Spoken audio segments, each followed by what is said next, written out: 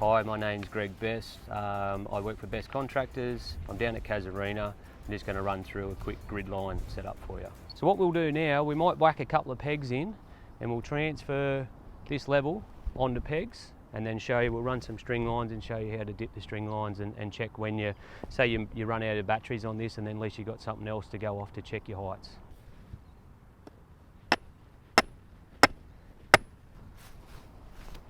Try and go diagonal.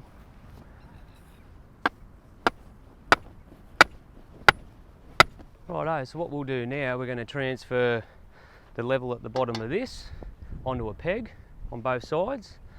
Then we'll, I'll measure up 300 so we can run a string line and then dip it and see what we've got to put in here.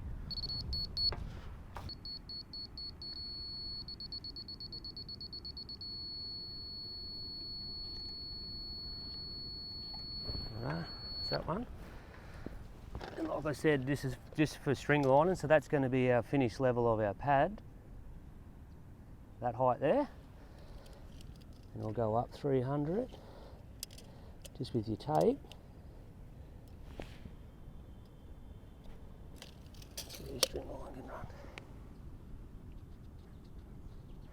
Then ideally, when you're marking your pegs, all your offsets and all that need to be on the side where your work area is. Say this peg was offset a metre, the offset, everything should be written on this side because this is the work area here. You don't want to be writing it there, people will be looking that way. You need to write it where your work area is. So put pad level.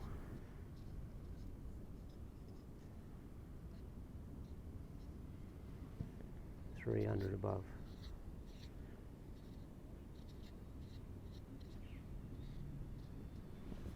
And we'll go over the other side and do the same.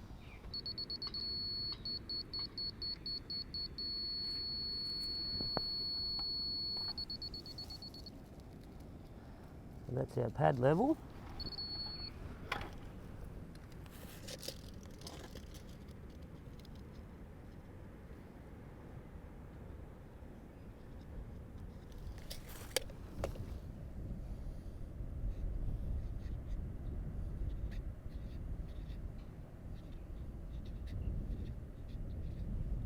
When you are running material into these sites and you're placing any types of fills in your areas, like that's your finished level height of your fill. But because fill will compact, you probably need to run it in so anywhere from 50 to 100 mil higher to get your compaction. It'll go down, then just trim a little bit off. We'll run a string line. We'll run some string lines now across and do some dipping and show you the basics of string lining.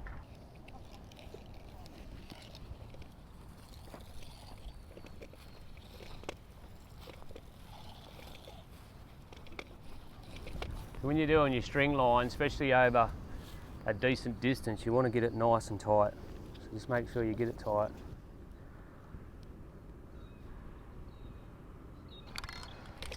Then basically you'll just go along in your area. This is just to double check yourself. If say your laser's gone flat, have these in place beforehand. Come along, dip it down. You can see that's got a little bit of cut there because this is 300 below. Show on that side. So you've got about 20 mil cut there. When you move along, and you can actually write -2, that gives you your 20.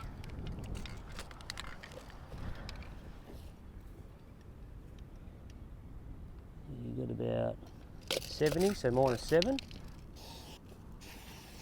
That's about -40.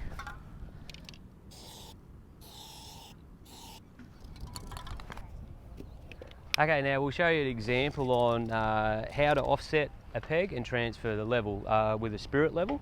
A lot of the main reasons for offsetting your pegs, normally my surveyors in my team, they'll come through and they'll leave them a metre offset anyway, just to allow your machines to work. But when you've got footings to dig, they might be quite deep, that still mightn't be enough. So we'll transfer this peg out maybe 2 metres, and then we'll transfer the level there too. So basically we're going to go a 2 metre offset. 2 metre level, I hope. A bit more. Oh, we'll go 1.5 offset. Basically, you come 1.5 off the front face of your peg. Hit that at your 1.5.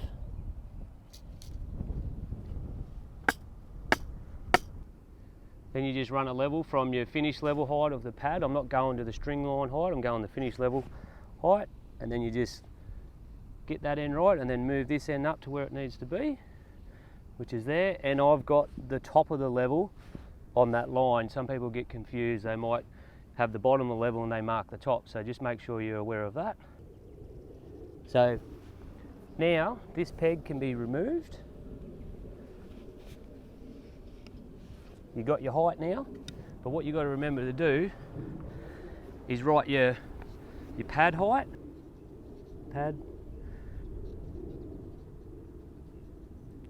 so that's your finish level pad height.